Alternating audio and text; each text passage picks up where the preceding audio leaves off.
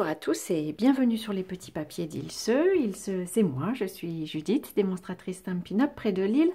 Je vous propose aujourd'hui de réaliser cette carte. Je vous avais montré il y a quelque temps comment, avec le Stamparatus, réaliser une couronne. Aujourd'hui, je voudrais vous présenter un peu cette couronne un peu particulière.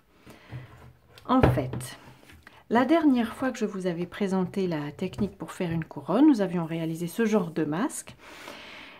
Et nous avions fait une carte avec une base de cartes carrée. Cette fois-ci, je voulais vous montrer qu'on peut aussi réaliser des couronnes avec des bases de cartes qui ne sont pas carrées, donc la rectangulaire, et qui sortent du cadre du Stamparatus. Alors j'ai pris pour ceci un modèle que j'ai réalisé en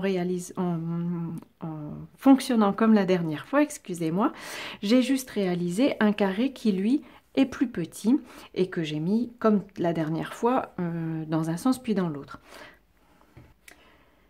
Vous remarquerez aussi sur celui-ci que j'ai un peu excentré ma forme découpée par rapport à la base. En fait, je l'ai réalisé par rapport à un carré au départ et puis j'ai coupé, j'ai enlevé une bande sur deux côtés, en fait, deux côtés conjoints.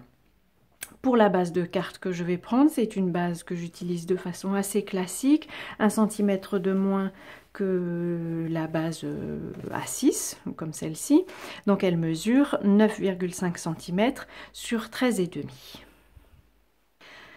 Pour réaliser donc la carte, je pars de ma base de carte et comme la dernière fois, en fait je la place dans un des coins, puisque les deux coins ne vont pas rentrer, ils sont plus grands. Je retiens un coin, alors pour cela, je vais tout simplement le marquer d'un léger trait de crayon. Et c'est ce coin-là qui devra toujours être calé dans un coin de mon repère. Par exemple, je le place ici. Alors comme vous pouvez voir, j'en ai déjà placé pour être déjà prête. Donc j'ai placé, si vous voulez, je peux quand même le redisposer. Je le place quand même assez proche du bord, quelque chose comme ici. Et comme d'habitude, je le ramasse, j'ouvre la porte et je vais maintenant pouvoir ancrer. Pour l'ancrage, comme j'ai envie de pouvoir le colorier après avec des Stampin' Blends, j'ai pris de l'encre Memento. Et donc, comme vous me l'avez déjà vu faire, tout simplement, je referme la porte pour tamponner mon illustration. Et comme je vous l'ai dit, je retiens que c'est ce coin-ci qui devra toujours être placé dans le repère. J'ancre à nouveau, je tamponne et je recommence. C'est toujours ce coin-ci qui viendra dans mon masque. J'ai réalisé, j'ai terminé mon cercle pour ne pas vous saouler avec la même réalisation. Et de la même manière que la dernière fois, cette fois-ci je vais prendre peut-être l'autre porte. J'appelle ça des portes. Et puis je vais le placer. J'avais envie que ma couronne ne soit pas forcément au centre de ma carte. Alors je l'ai mise légèrement sur le côté, mais c'est le fait aussi que la carte soit plus grande que le masque qui donne cet effet-là. Et donc je vais placer, pourquoi pas, cette illustration-ci ici. Et de la même manière, j'ancre, je tamponne et je fais attention de maintenir toujours le même coin dans mon masque. Comme vous avez pu voir ici tout de suite, l'illustration s'est imprimée à l'extérieur, en partie à l'extérieur de la carte. Mais si je recommence de ce côté-ci, par exemple, là, on va être en plein dans la carte. À nouveau, c'est vraiment parce que la carte ici est plus grande que la distance qu'on a ici dans ce repère. Je continue. On imagine que j'ai terminé mon cercle. J'ai fait ma petite opération pour avoir mes cartes prêtes à l'avance. Et de la même manière, je peux à nouveau continuer. Alors, pour mieux repérer et mieux me placer, autant que possible, en fait, je vais placer mes illustrations ici, à un endroit où toutes les illustrations sont bien dessinées. Je le ramasse, et je l'ancre. Et je vérifie.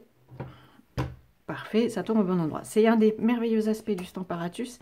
Quand on a un tampon à la main, s'il tombe, il tombe rarement au bon endroit. Avec le Stamparatus, ça tombe forcément au bon endroit. Donc ça, c'est une bonne chose.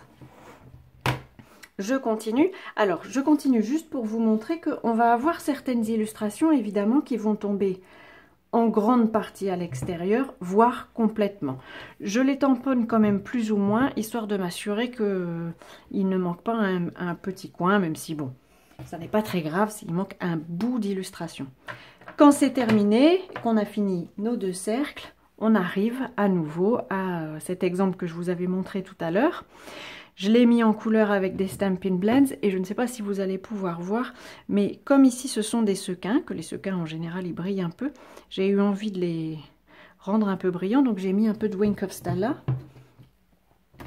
Et puis, pour terminer cette carte, ensemble quand même,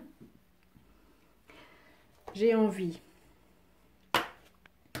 de tamponner le souhait qui est dans le même lot que vous allez bientôt pouvoir acheter dans le nouveau catalogue qui s'appelle l'art créateur.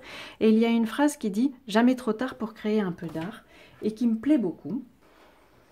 Alors je vais pouvoir la tamponner. Ici j'ai pris une chute de papier fleur de cerisier. Je vais prendre la même couleur, Memento, pour avoir aussi du noir.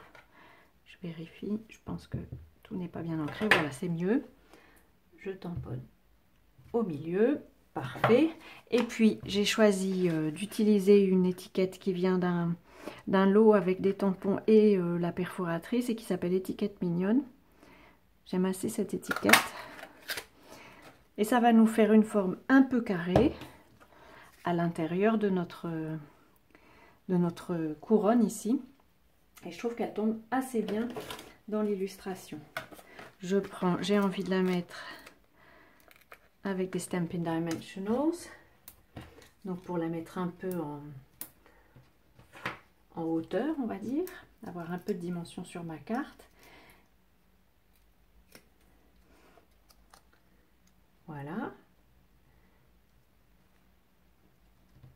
Voilà, alors j'aime assez parce qu'il y a certains endroits où ça épouse le bouton. Et puis cette carte-ci, je vais la coller sur ma base qui est également en fleur de cerisier.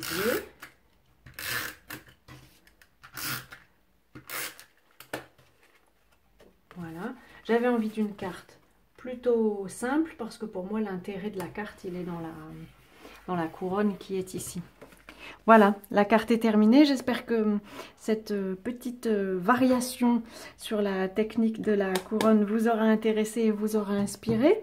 Je vous souhaite de passer comme toujours de belles journées créatives. Si vous avez besoin d'informations ou envie d'acheter un peu de matériel, le lien vers la boutique et vers mon site se trouve dans la barre d'infos sous la vidéo. Il ne me reste plus qu'à vous souhaiter de belles journées créatives et à vous donner rendez-vous à très bientôt sur les petits papiers d'Ilse.